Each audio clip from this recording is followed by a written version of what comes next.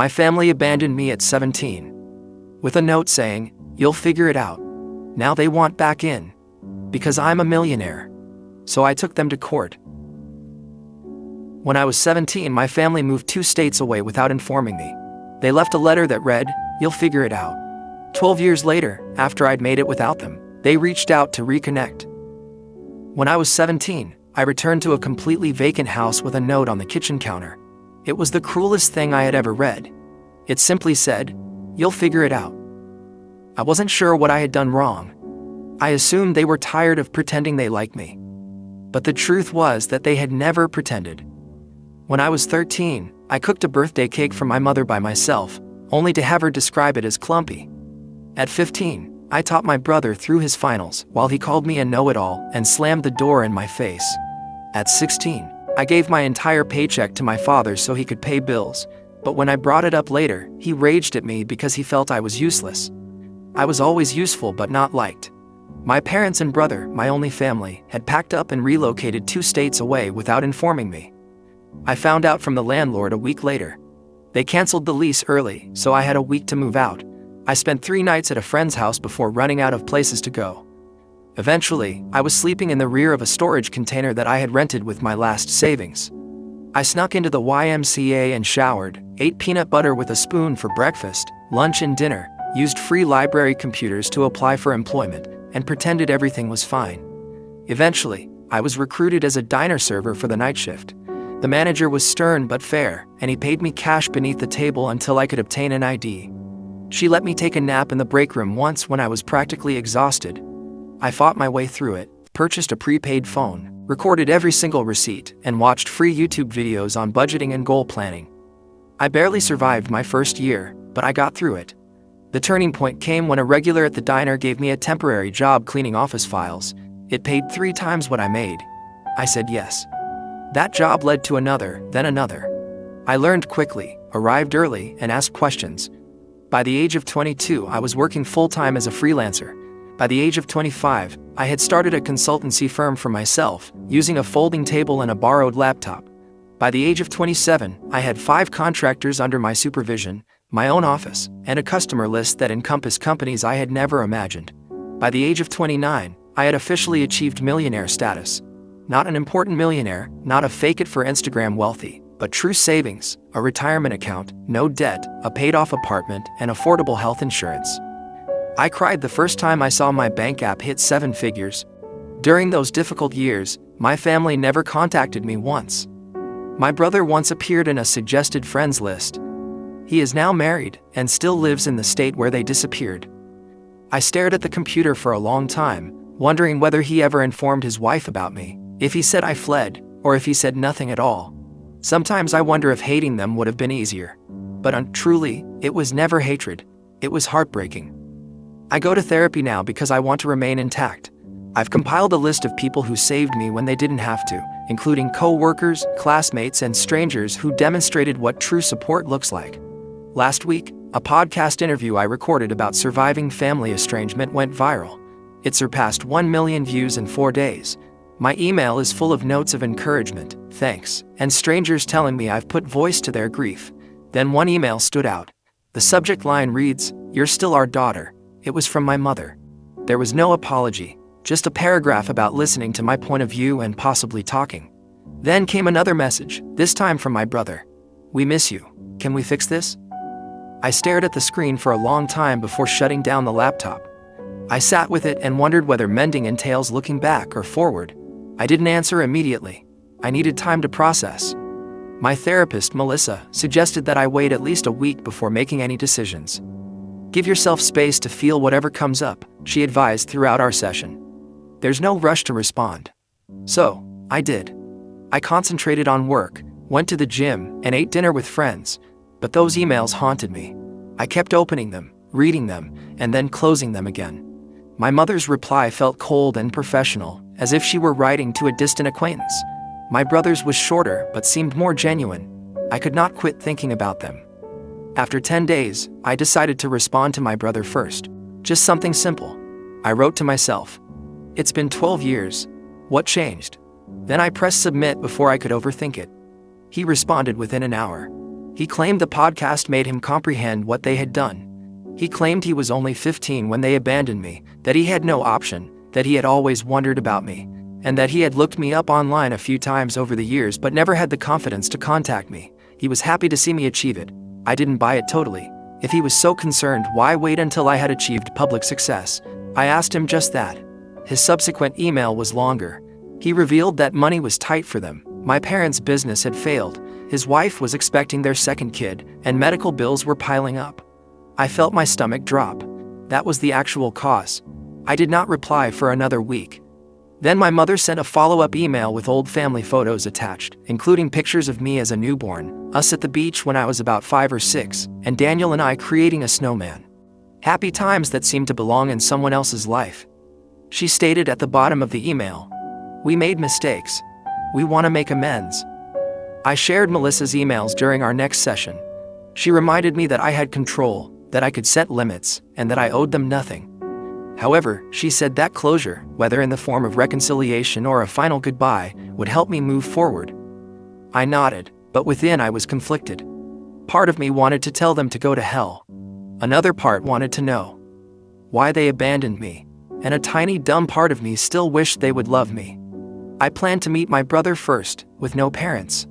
We planned to meet at a coffee shop in Chicago, about halfway between our homes. I flew in the morning, booked into a hotel, and attempted to relax. I almost canceled 3 times, but at 2 p.m., I strolled into the coffee shop and noticed him right away.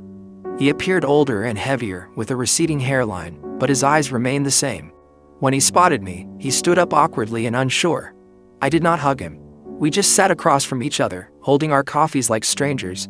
The first 20 minutes were spent making awkward small conversations about the weather, my travel, and his drive. Then he began apologizing. "Ava, I'm sorry," Daniel whispered, his voice cracking. "I was just a kid when it happened. I didn't know they were planning to leave you behind until it was too late. I was too scared to stand up to them." I simply listened, scanning his face for clues of dishonesty. He was earnest, but I had been duped before. I asked him the question that had been bothering me for 12 years. Why me? Why was I left behind? He looked down at his coffee. "They always saw you as the strong one, the independent one, the one who would be fine on your own. They thought you didn't need them as much as I did. They convinced themselves you'd be better off without them." That was the most ludicrous thing I had ever heard. I told him about the storage unit, weeks of eating peanut butter, showering at the YMCA, and working night shifts at the age of 17. His face crumbled. "I didn't know," he muttered. "They told me you had a plan, that you wanted to stay behind, that you were going to live with a friend's family, that you'd chosen to separate from us. All falsehoods." By the end of our meeting, I didn't know what to think. He appeared truly sorry. He showed me images of his wife and children, explained his position as an accountant, and inquired about my business. He did not outright beg for money, which shocked me. He hugged me as we separated. I allowed him to hug me, but I did not reciprocate. I just stood there, arms by my sides, feeling nothing. Back at the hotel, I called Melissa and told her everything. She pointed out that while my brother appeared sorry, he was still portraying himself as a victim rather than admitting his role in my abandonment. She was correct. He was 15, not 5, old enough to pick up the phone, send an email, and check in on me after 12 years.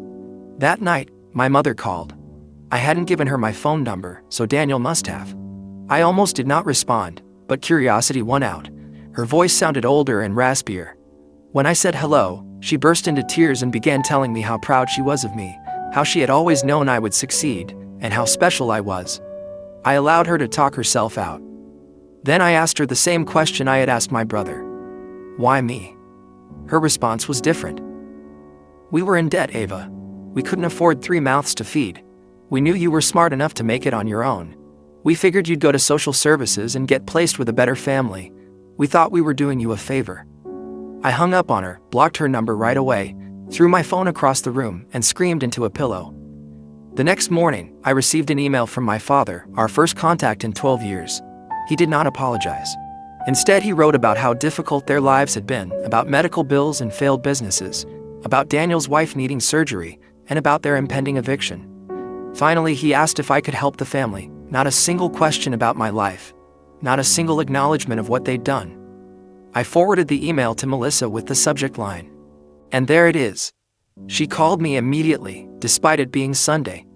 We talked for an hour about boundaries, about forgiveness versus reconciliation, about the difference between helping someone and enabling them, about what I actually wanted versus what I thought I should want. By Monday morning, I had made my decision. I emailed my brother, told him I was glad we'd met, that I understood he was in a difficult position when we were younger, that I was willing to have a relationship with him and his family but with clear boundaries. No money, no loans, no financial support of any kind, and no relationship with our parents until they took full responsibility for their actions.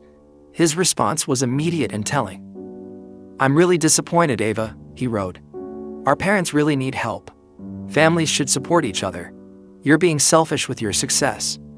All the guilt buttons they'd installed in me as a child pushed at once.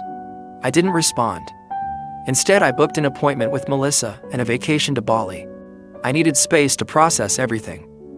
3 days later, Daniel called, left a voicemail apologizing for his email, said he understood my position, said he still wanted a relationship on my terms, said he'd respect my boundaries. I listened to it twice, trying to decide if he was sincere or just changing tactics. I decided to give him one more chance, but with my guard up. I went to Bali anyway, spent 2 weeks on the beach, hiking through rice fields and meditating. I needed the distance. When I got back, I had 6 more emails from my dad, each more desperate than the last. I didn't read past the subject lines. I also had a text from Daniel asking if we could talk again. I agreed to a phone call, nothing more. The call started okay. He apologized again for pushing. "I've been thinking a lot about what you told me," he said. "I'm in therapy now too." I believed that part. He sounded different and less defensive. We talked about his kids, about my business, normal stuff. Then he mentioned that our parents were coming to visit him next weekend, asked if I would consider meeting them just for an hour in a public place. I felt my chest tighten. "I'm not ready for that, Daniel."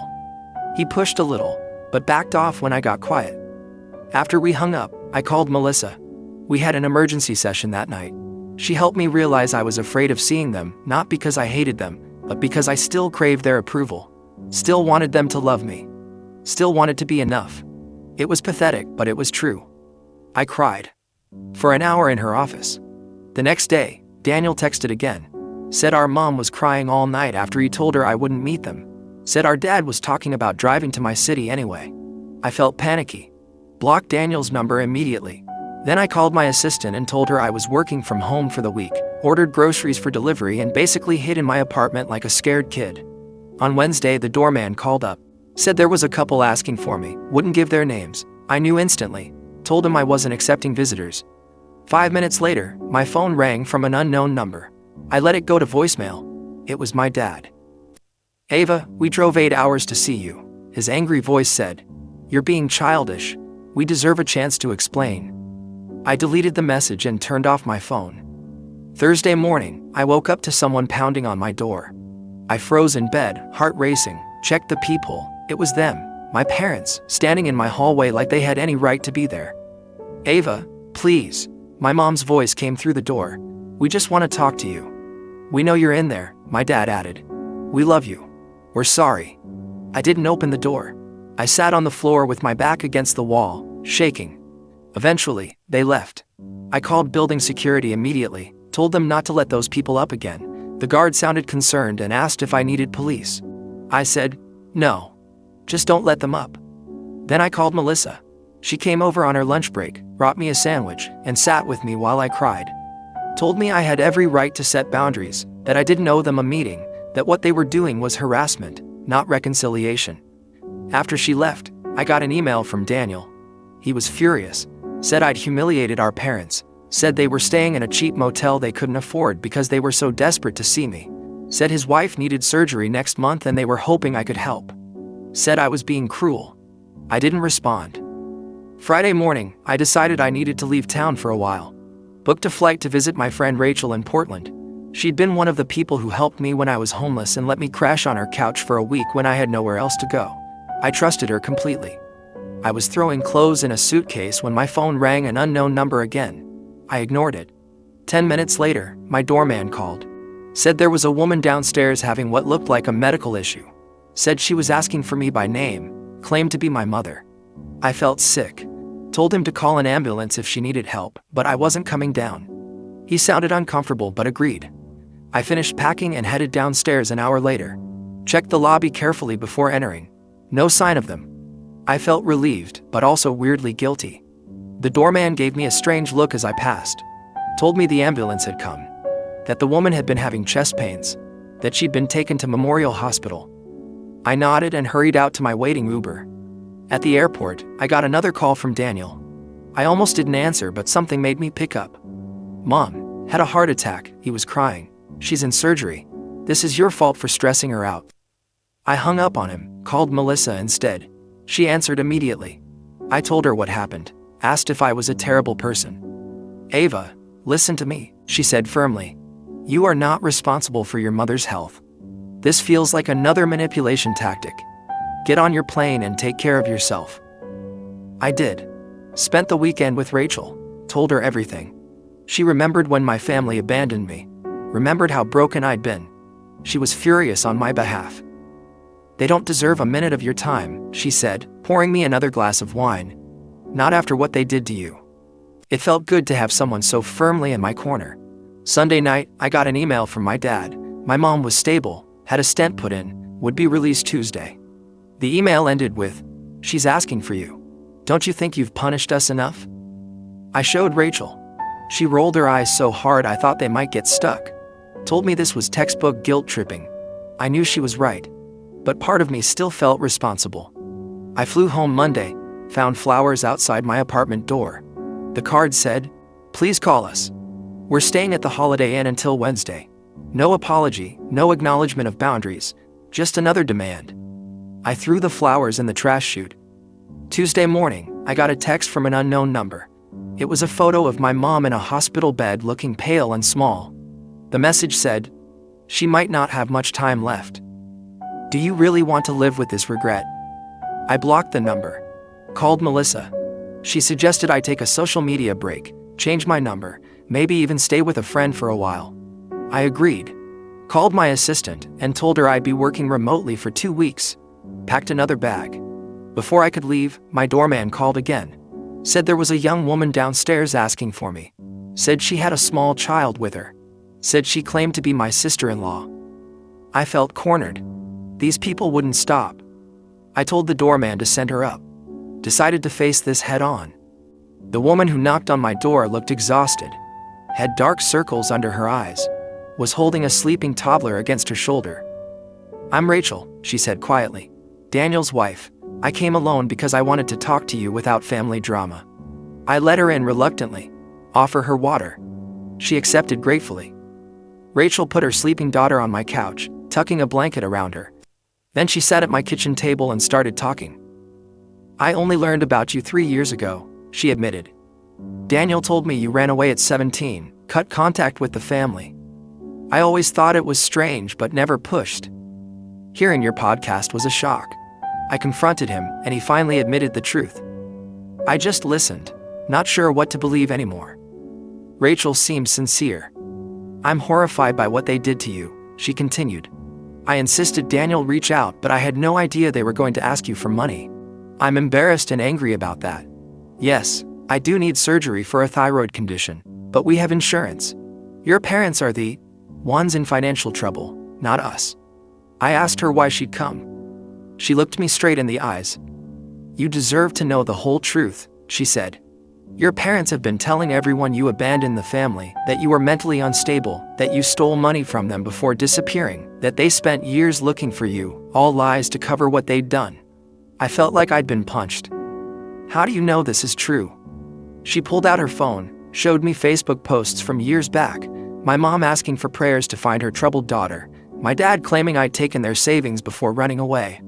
Posts about hiring private investigators, about checking homeless shelters, all carefully crafted to make them look like victims, all dated years after they'd abandoned me.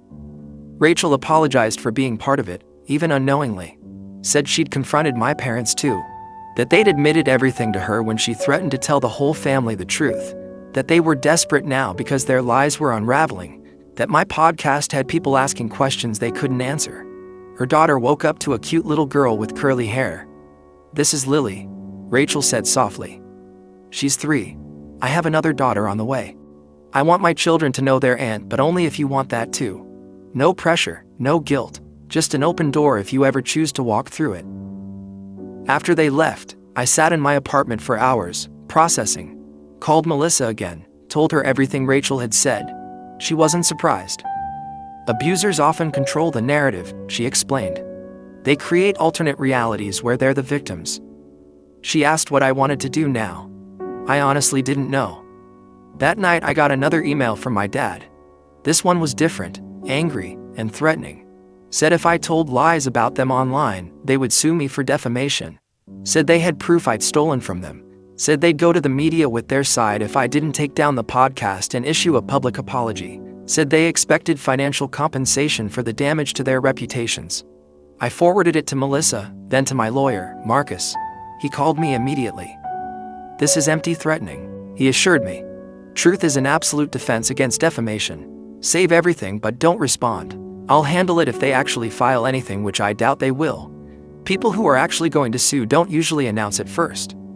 The next day I got a call from Daniel. I let it go to voicemail. He sounded panicked. Ava, Rachel told me she visited you. Our parents are furious. They're saying terrible things about her now too. I'm scared they're going to try something desperate. Please call me back on Rachel's phone, not mine. I didn't know what to believe anymore. Called Marcus again. He suggested meeting Daniel and Rachel somewhere public, with him present as my lawyer just to hear them out. I agreed reluctantly. We set up a meeting at a restaurant near Marcus's office for the next day. They showed up on time. Both looked terribly stressed, exhausted. Rachel had a bruise on her arm she kept trying to hide. Daniel couldn't make eye contact.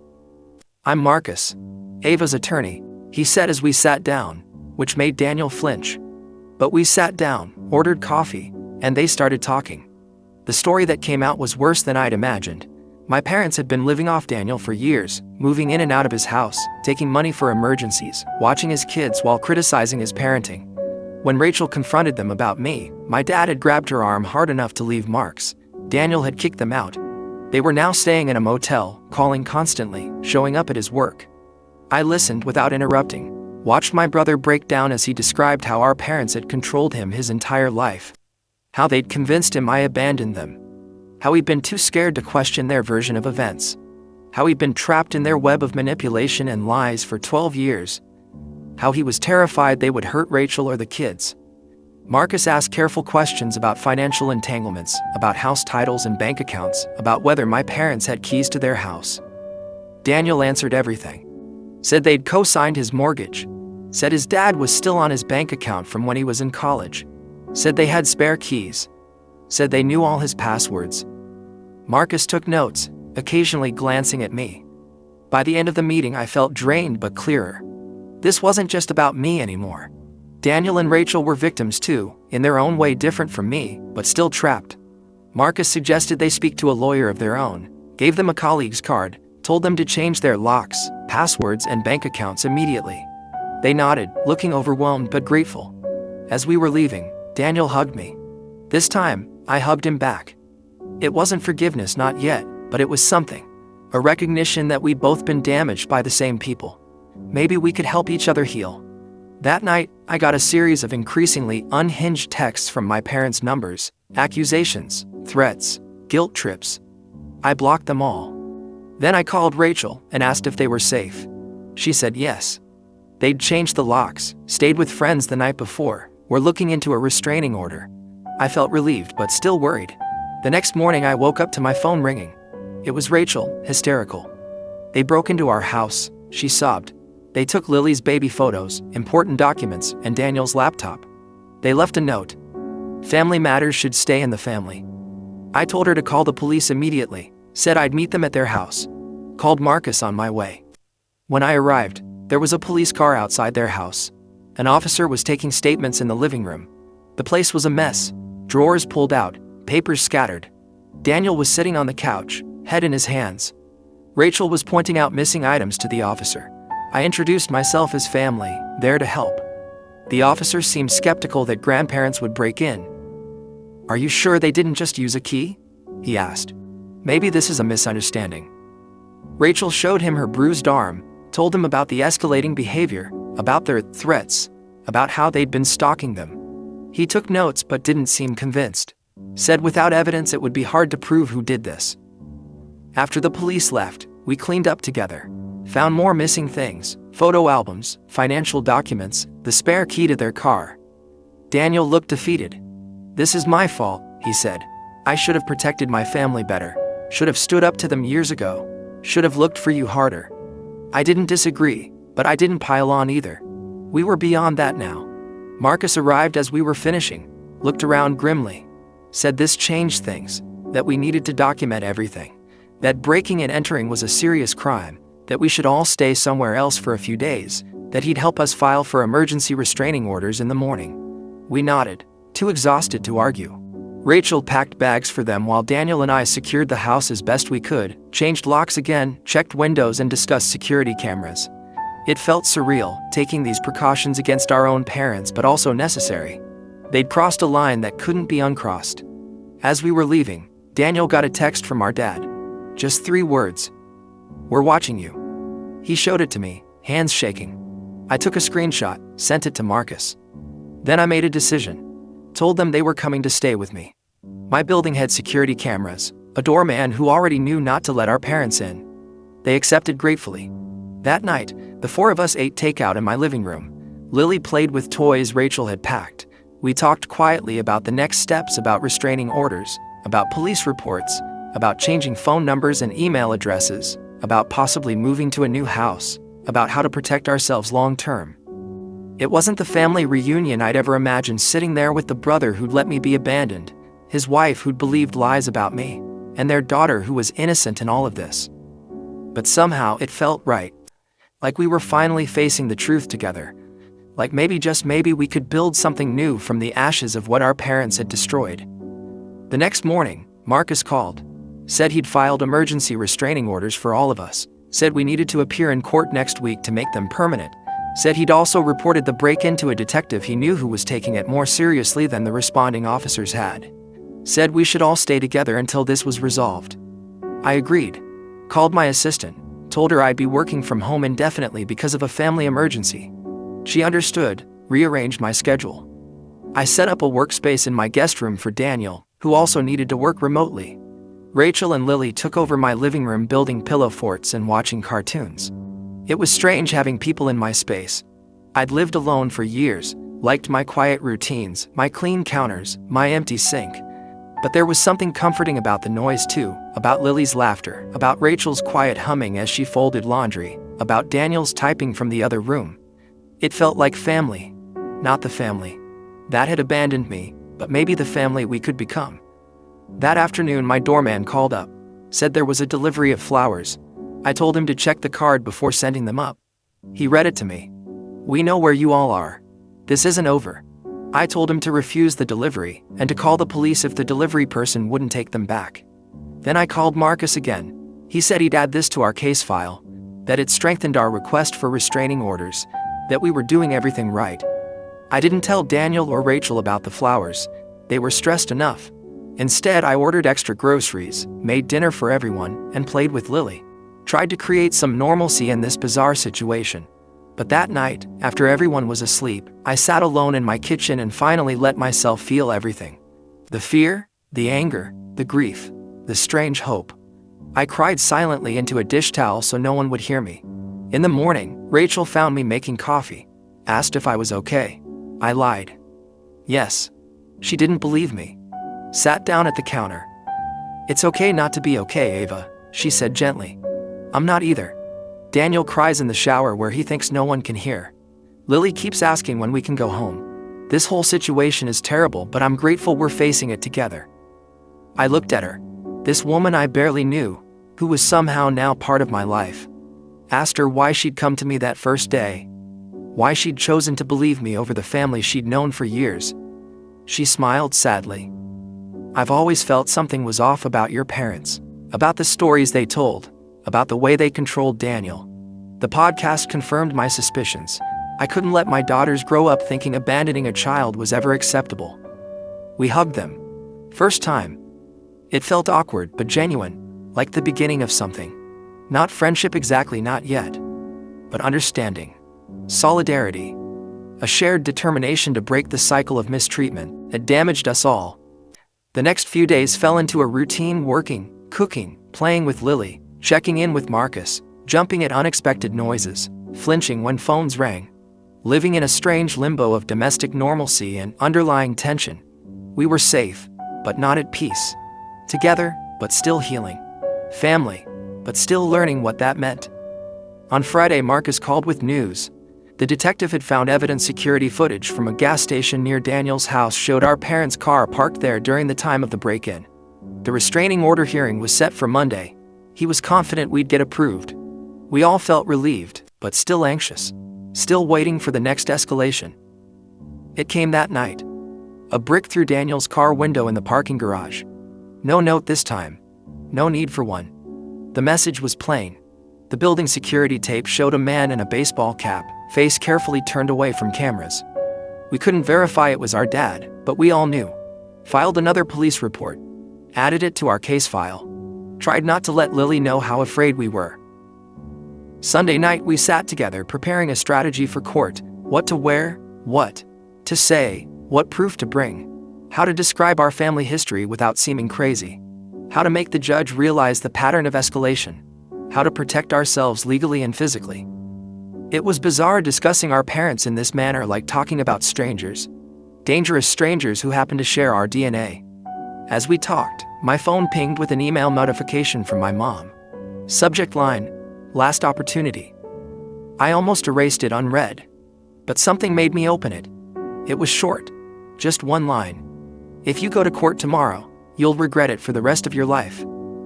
I showed it to Marcus, who'd stayed for dinner. He took a snapshot, added it to our file, and told me not to respond. Said this kind of threat would only strengthen our case. That night, none of us slept well. I kept checking my locks, listening for noises, wondering what my parents may do next. Wondering if we were overreacting. Wondering if we were underreacting. Wondering how my life had come to this point, from abandoned youth to successful businesswoman to hiding in my own apartment from the ones who gave me life. Monday morning arrived with a weird stillness. We dressed carefully, business casual, respectable, and trustworthy. Rachel arranged for a friend to keep Lily. We drove to the courthouse in separate cars, just in case. Met Marcus on the steps outside. He looked confident, suitcase in hand. Told us he'd handled dozens of cases like this. That the proof was good. The judges took threats seriously, that we'd be protected. As we stepped into the courthouse, I recognized my parents, standing near the entryway, looking older than I remembered, smaller somehow. My mom saw me first, made a move toward me. My dad grabbed her arm, held her back. They watched us pass. Didn't say, didn't try to approach. Just started with a mixture of rage and something else. Something that could have been fear. We filed past them into the building, checked in at security. Followed Marcus to the correct courtroom. Sat together on a bench, waiting for our case to be called. I could feel my parents come behind us. Could sense them seated on the opposite side of the room. Could nearly hear their hushed talk. But I didn't turn around.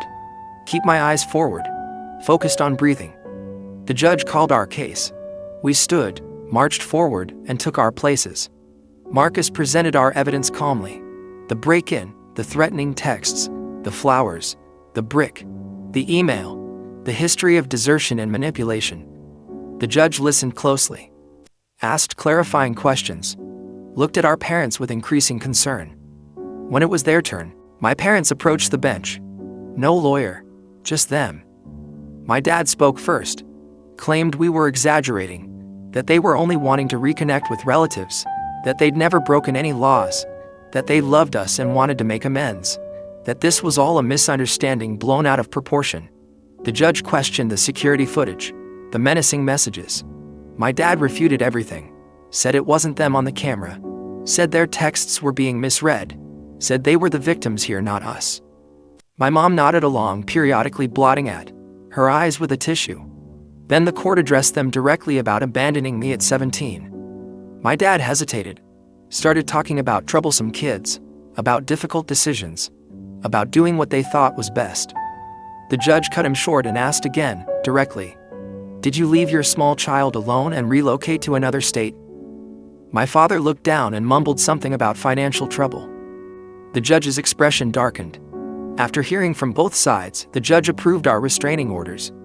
3 years. No contact. Please avoid approaching our homes or offices. No messages from third parties.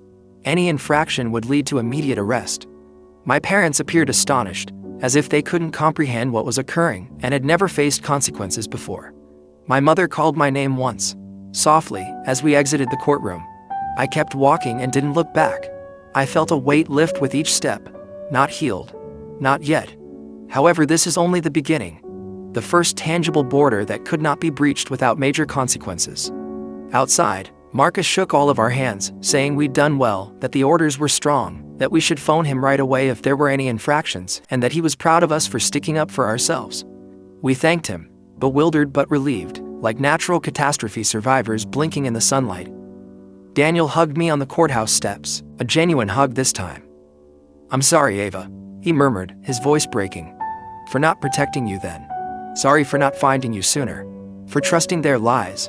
For reintroducing this chaos into your life." I hugged him back, telling him we'd be fine, that we had each other now, and that we could create something new and better. As we headed to our cars, my phone buzzed with a text from an unknown number. I almost did not check it. However, when I did, I felt a chill. It was a photograph of Lily at her friend's house, playing in the backyard, unaware that she was being observed. Below it, only 4 words. "This is not over yet." I quickly showed Daniel the text. His face turned white. He contacted Rachel, who was already on her way to pick up Lily, and I ordered them to meet us at my apartment. Then I contacted Marcus from the car, my hands trembling so much that I couldn't hold the phone. He urged me to forward him the text and drive straight home, that he'd call the cops and meet us there, and that this was a blatant breach of the restraining order. He encouraged me to remain cool but watchful. The drive back seemed to take forever, and I kept checking my mirrors, paranoid that my parents were following me. When I finally pulled into my building's garage, I sat in my car for a minute, just breathing, trying to get my poop together before facing Daniel and Rachel, who needed me to be strong right now. I found them already in my flat, Rachel clutching Lily as if she could leave, the poor kid looking confused and afraid, and Daniel pacing, running his hands through his hair repeatedly. I showed them the text. Rachel began crying, saying they had been monitoring her baby and that she would never forgive herself if something happened to Lily. Daniel wrapped his arms around them both, looking as determined as I'd ever seen him. Marcus arrived 20 minutes later with 2 police officers who took our statements, looked at the text, and made some calls. They said they'd send a patrol car to the friend's place to investigate, that they'd try to track the phone number, and that they'd enhance patrols surrounding my building.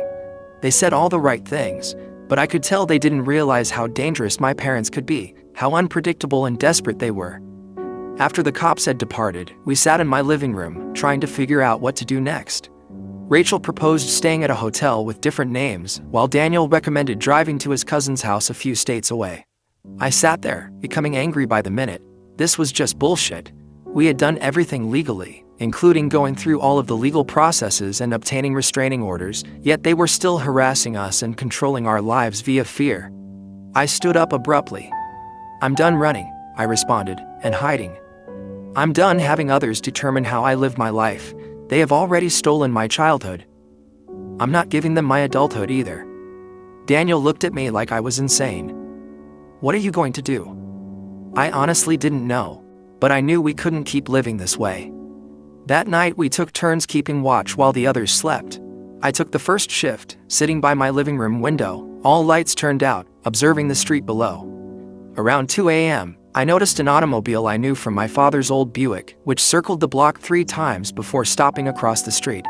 I took shots with my phone and then awoke Daniel. We watched as our father sat in his car, peering up at my building, not approaching or technically breaching the restraining order. He was simply letting us know he was there, watching and waiting.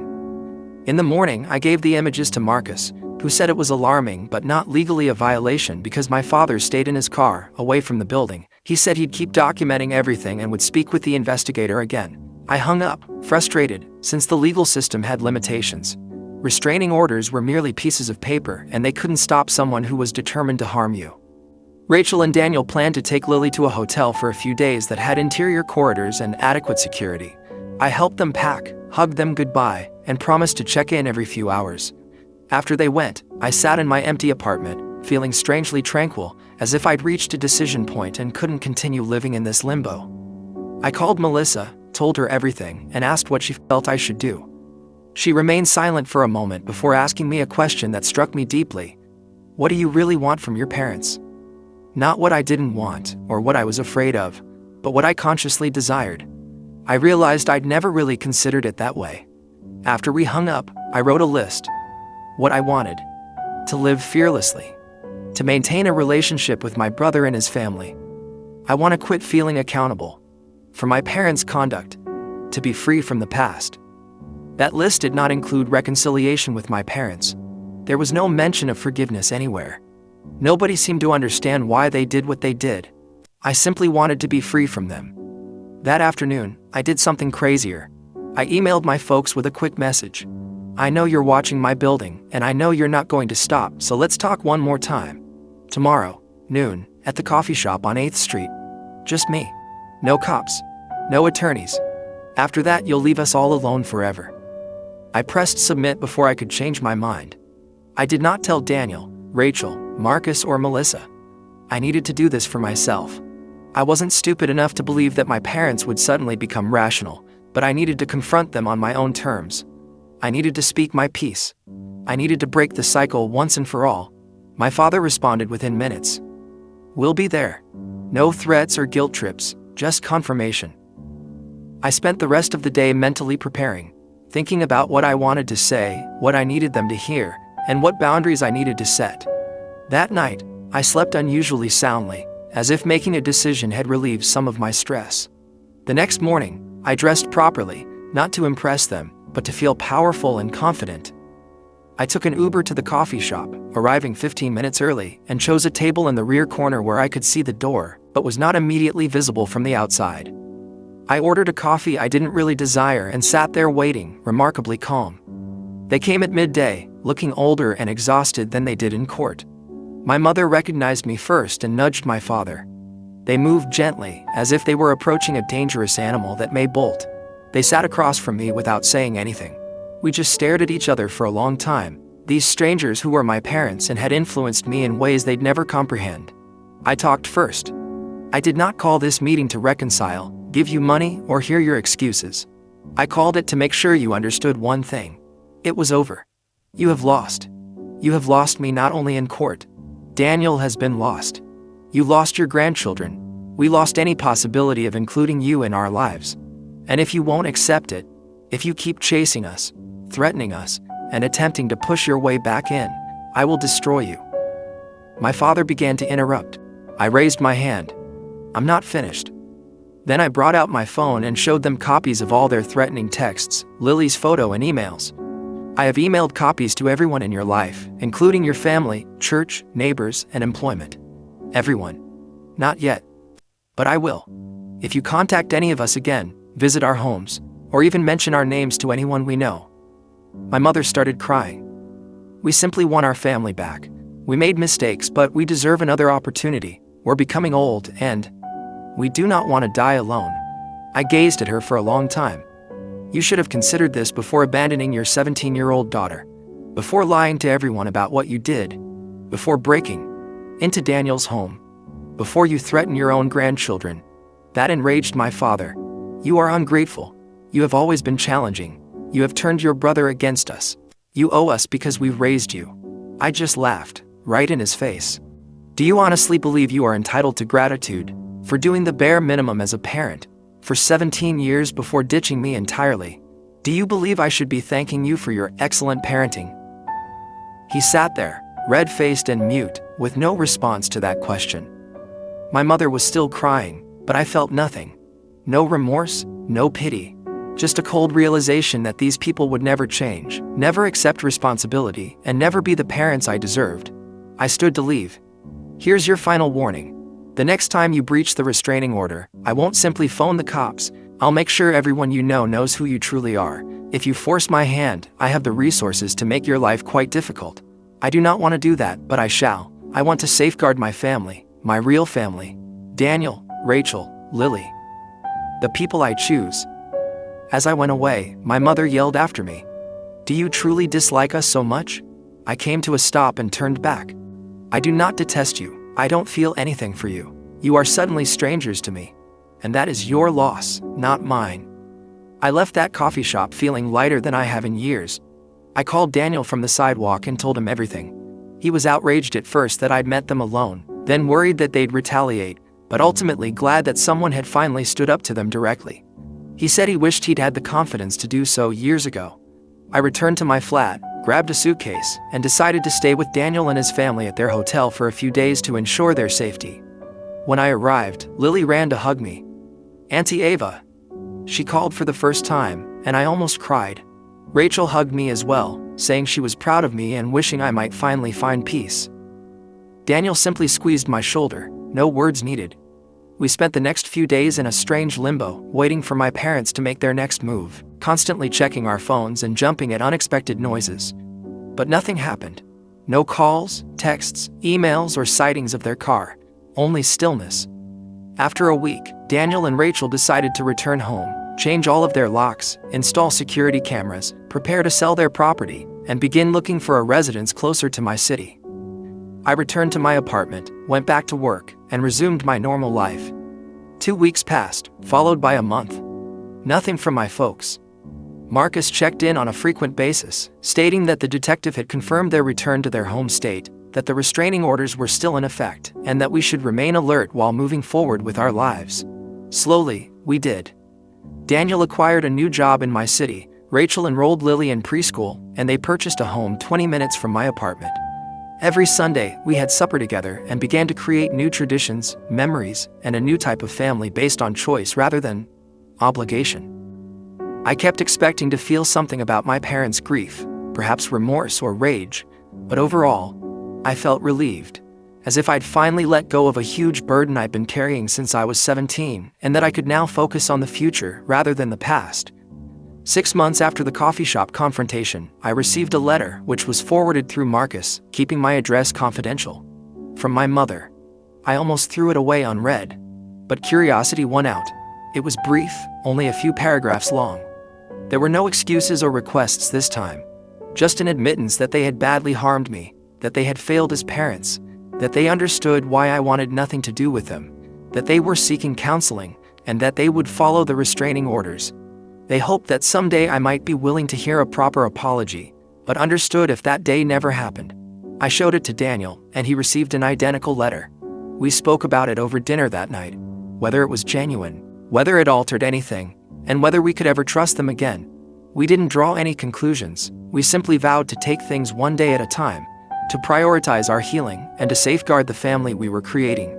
I keep the letter in a desk drawer, not because I am prepared to forgive, not because I want to reconcile, but because it represents something significant. My parents finally accepted my right to create boundaries, to choose who I allow into my life, and to define family on my own terms. Last week, Lily celebrated her 4th birthday. Daniel and Rachel encouraged me to help plan it, and we had it at my place, with balloons everywhere, a cake purchased from a fancy bakery, and presents stacked on the coffee table. Lily goes around in a princess gown, smiling. Rachel is snapping pictures. Daniel is barbecuing on my balcony. Friends came by during the day, so much noise, so much joy. At one point, I moved into the kitchen for a moment alone, just looking through the doorway as Daniel swung Lily around in circles, Rachel laughing at something a friend said, and my apartment, which had previously been empty and quiet, filled with life and love. I recalled the message on my kitchen counter 12 years ago. "You'll figure it out." And I did. Not the way they intended.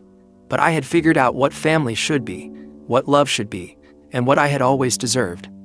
I am not suggesting that everything is perfect now. I still have trust difficulties, go to therapy every week, have occasional nightmares about being abandoned, and flinch when my doorbell sounds unexpectedly. But I, and we all, are mending. Creating something new from the broken bits of our history. Something stronger, something picked, something real. People sometimes question if I'll ever reconcile with my parents, if I'll ever allow them to see Lily, and if I'll ever forgive them for what they did. I don't have answers to such questions yet, perhaps someday, maybe never. But I know this. I am no longer defined by what they did to me. I am characterized by what I built afterward, by the person I decided to become, by the family I choose to make.